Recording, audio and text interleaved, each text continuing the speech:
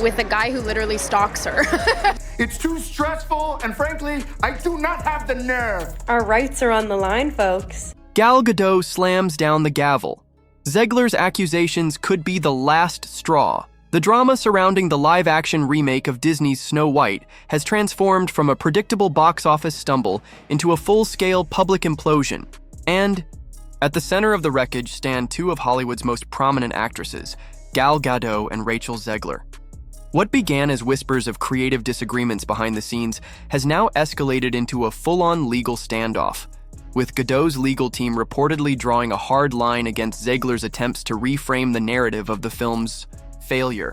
In an industry that thrives on illusion and curated diplomacy, the gloves have come off, and this feud has become a defining example of how quickly a carefully managed brand can unravel when the truth starts slipping through the cracks. At first glance, Snow White was supposed to be bulletproof. A beloved Disney classic, reinvented for a new generation, led by two powerful female leads, Zegler, the fresh-faced rising star, and Gadot, the established global icon. In theory, it was a publicist's dream, but things began to unravel before the first screening. Insiders now say the friction between the two actresses was not only real, it was palpable on set and during the press tour. At the core of their clash were creative differences. Zegler reportedly wanted to radically reinvent Snow White, discarding traditional fairy tale elements in favor of a more politically charged interpretation. Gadot, on the other hand, preferred a modern take that still honored the magic and innocence of the original story. That divide only widened with time. When early interviews and press appearances began, the tension was visible. Body language experts didn't need to look twice. Stiff posture, strained smiles, averted glances. During their joint Oscar appearance, the actresses stood side by side like co-workers forced into a photo op rather than stars of the same movie. As Zegler grew increasingly vocal online, using her platform to promote various causes and critique the original Snow White narrative, Gadot remained largely silent, her media presence measured, professional, and devoid of drama. And that silence, as it turns out, was strategic. The moment Snow White flopped at the box office, blame started flying. Zegler, who had once been a darling of progressive media circles, suddenly became the face of Disney's most awkward PR crisis. Clips of her past interviews, where she criticized the original Snow White story for promoting antiquated ideas, resurfaced with viral ferocity. Fans were baffled that the lead actress of a remake seemed to resent the source material she was hired to represent. Her defenders said she was speaking truth to power. Her critics said she was sabotaging her own film. But the real storm came when Zegler, according to sources close to the situation, began preparing a media campaign to shift public perception and shift the blame. A series of appearances were quietly lined up: a podcast taping, a major daytime TV interview, and a high-profile sit-down allegedly titled Rachel's Side of the Story. In this blitz, Zegler was reportedly set to paint Gadot as a difficult co-star, a major source of on-set tension, and a contributor to the toxic environment that plagued the production. Gadot, by contrast, didn't tweet a word. She didn't release a statement. Instead, she let her lawyers do the talking. According to insider reports, Gadot's legal team issued not one, but 3 separate legal warnings to Zegler's camp, making it absolutely clear that any public attempt to defame her would be met with immediate and aggressive legal action. The result was swift and dramatic. Within days, every one of Zegler's planned media appearances was canceled.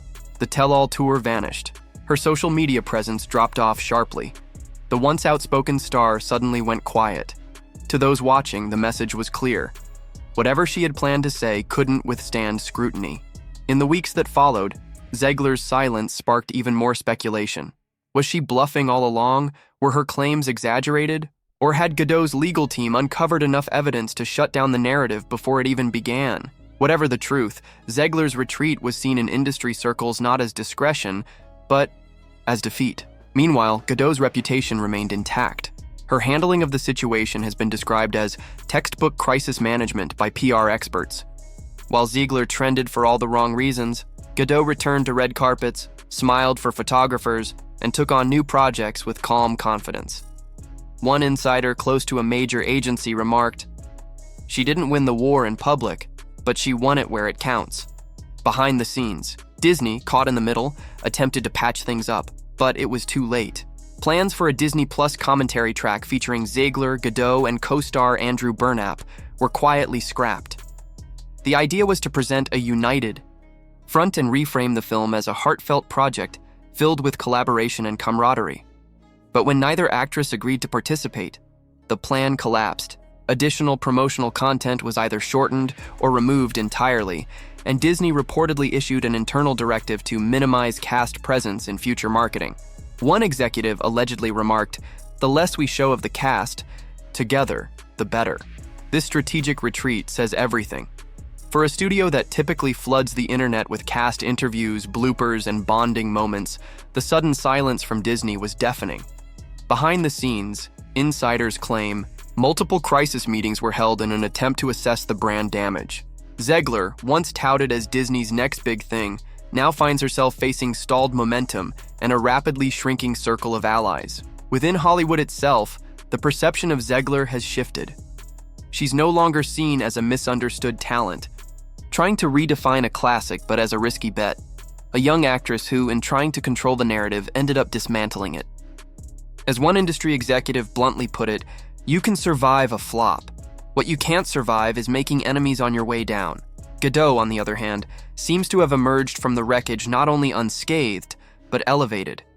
Her refusal to engage in petty drama, her decision to remain above the fray, and her quick legal action have been interpreted as signs of professionalism and maturity. And in an industry built on perception, Gadot's image as a calm, commanding figure who refuses to be dragged into chaos is worth more than any viral tweet. As the dust continues to settle, the Snow White remake is no longer just a failed movie. It's a cautionary tale. A story about what happens when internal conflict spills into the public sphere. A reminder that even billion-dollar brands like Disney can be brought to their knees when they underestimate the volatility of personality politics in the age of social media. In the end, Rachel Zegler may very well recover. She's young, talented, and still has time to recalibrate. But for now, the damage is done. Her attempt to reclaim the spotlight ended in silence, and the actress who once stood beside her on set has now walked away with her career, her dignity, and perhaps most impressively, her control of the narrative, fully intact. If you followed this story from the beginning, we want to hear your thoughts. Was Rachel Zegler unfairly villainized, or did she dig her own hole by trying to redirect blame? Did Gal Gadot go too far, or did she simply protect her name the only way Hollywood understands, through legal action?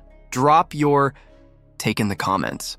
And if you want more behind-the-scenes breakdowns, dramatic fallout, and stories Hollywood wishes would stay hidden, be sure to like, subscribe, and turn on notifications. Because the real drama in Tinseltown isn't in the movies. It's everything happening just off camera.